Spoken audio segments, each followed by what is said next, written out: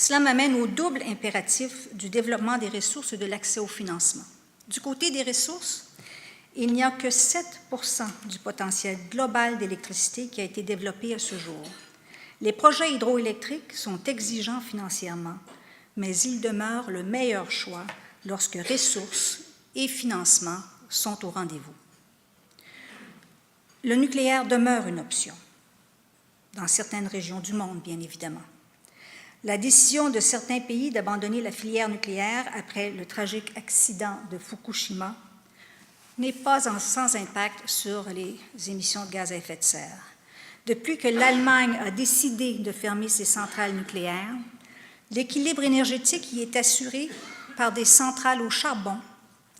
Et malgré les efforts de ce pays pour développer des énergies renouvelables, l'Allemagne émet aujourd'hui plus de CO2 qu'en 1990, et le coût de l'électricité y est parmi le plus cher des pays industrialisés.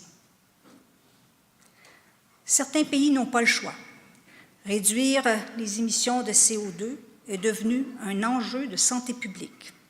C'est le cas de la Chine, qui, tout en poursuivant ses objectifs d'électrification, doit, pour assainir son environnement, remplacer une partie du charbon par le nucléaire. D'autres, comme les Émirats arabes unis et l'Arabie saoudite, vont recourir au nucléaire pour leurs marchés domestiques, privilégiant les marchés d'exportation pour leurs ressources en pétrole. Maintenant, qu'en est-il de l'autre côté de l'équation, celle du financement? Les montants sont énormes.